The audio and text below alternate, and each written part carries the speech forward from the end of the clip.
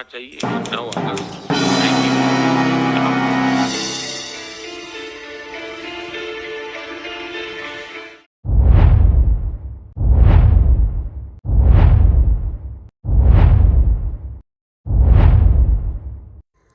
नमस्कार दोस्तों, 8 अगस्त 1942 मुंबई के ग्वालियर टैंक में आईएनसी के टॉप लीडर इकट्ठे होते हैं। एक मूवमेंट का ऐलान करने वाले हैं, एक अंतिम मूवमेंट जो गवर्नमेंट ऑफ ब्रिटिश के खिलाफ। हजारों की संख्या भीड़ में महात्मा गांधी एक ऐतिहासिक स्पीच देते हैं और कहते हैं कि अब हर एक भारतीय अपने आप को स्वतंत्र समझे। अब हमें पराधीनता स्वीकार नहीं है, हम चाहिए पूर्ण स्वतंत्रता में। आप लोगों को एक मंत्र देता हूँ। महात्मा गांधी ने मंत्र दिया था और क्विट इंडिया मूवमेंट ने स्वतंत्रता की तरफ भारत के कदमों में नई ऊर्जा पैदा कर दी थी। इस आप अपने दिल में बिठा लें, अपनी हर सांस में याद रखें। अब या तो हम भारत को स्वतंत्र देखेंगे या इस में हम मारे जाएंगे। लेकिन इस अंधकार में अब हम इस अंधकार में अब हम नहीं रह सकते।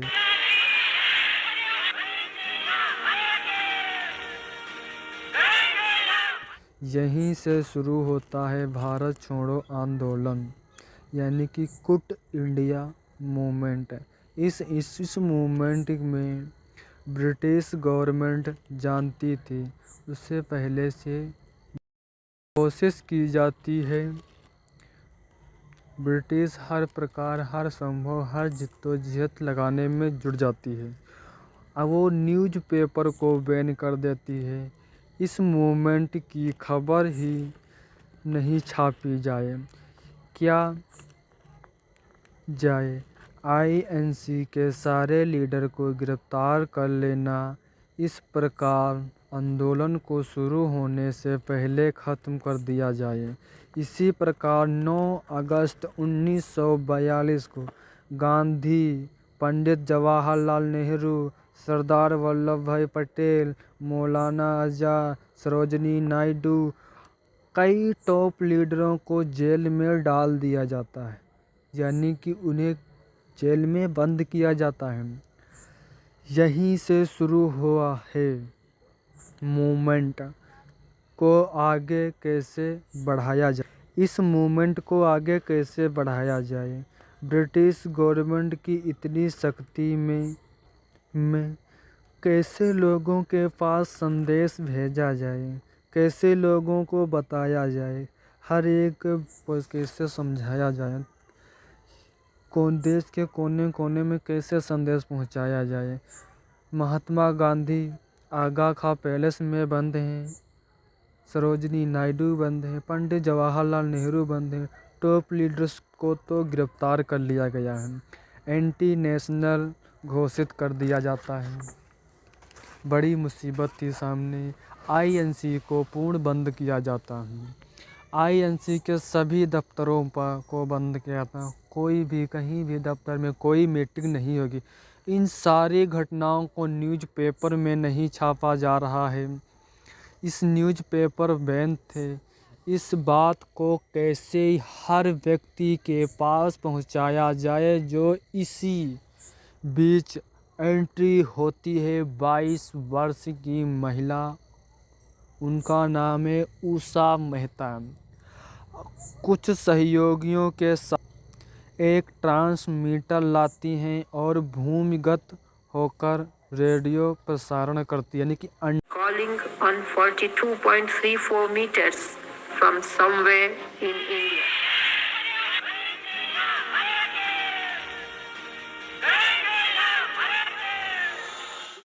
अंडरग्राउंड होकर रेडियो प्रसारण करती हैं।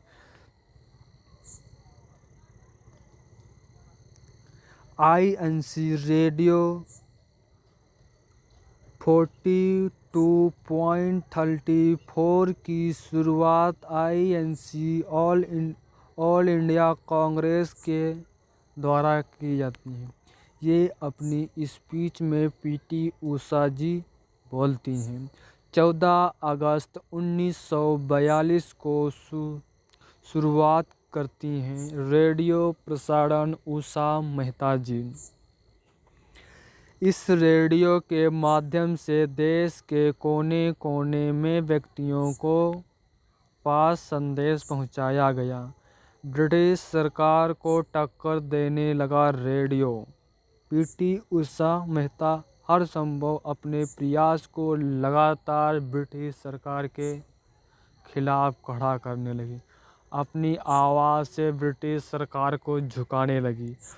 वो हर संभव देश के कोने कोने में ऐसा ज़बरदस्त अपना कर्तव्य निभाया जो आज सराहनीय है। आगे बढ़ते हैं। ब्रिटिश सरकार देने लगी। अपनी लोकेशन छुपाई रखने के लिए संदेशों में कहती हैं, 12 संदेशों में वो बताती हैं। फिर हाल ब्रिटिश सरकार 12 नवंबर 1942 को British of government Usha Mehta को गिरफ्तार कर लिया जाता है। तभी काफ़ी उन्हें टॉर्चर किया जाता है। बाद भी टॉर्चर करने के बाद भी ब्रिटिश ऑफ गवर्नमेंट सामने अपने मुंह नहीं खोलती हैं और भी अनेक लीडर सामने आते हैं। सबसे पहले प्रोविंस यानी कि बंगाल मतनगिरी हजरा 72 साल की महिला हैं। बंगाल में इन्हें बूढ़ी गांधी कहा जाता है। 29 सितंबर 1942 अपनी डिस्ट्रिक्ट में 6000 की रैली लीड कर रही हैं। पुलिस की चौकी पर कब्जा किया जाए। जब वे वहां पहुंचती हैं तो वंदे मातरम वंदे मातरम वंदे मातरम का नारा लगाते हुए सामने बढ़ती हैं। ब्रिटिश ऑफ गवर्नमेंट के सोल्जर्स या कांस्टेबल्स लगातार फायरिंग कर रहे हैं, फिर भी कोई भी पैर रोकने के लिए तैयार नहीं होता है।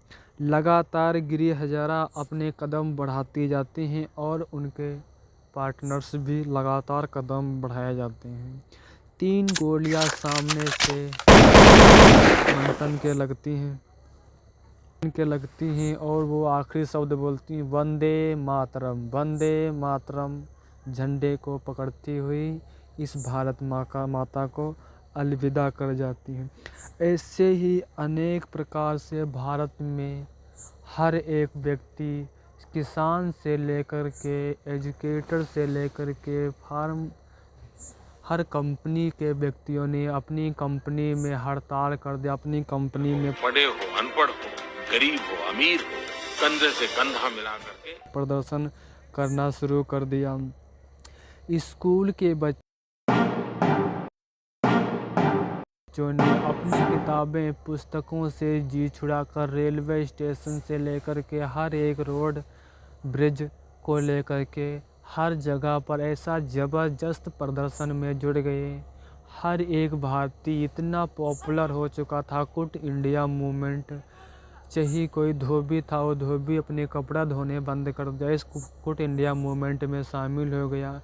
किसान अपनी खेती करना छोड़ दिया, क्विट इंडिया मूवमेंट में शामिल हो गया। बच्चे अपने पढ़ाई करना छोड़ दिए, क्विट इंडिया मूवमेंट में शामिल हो गए।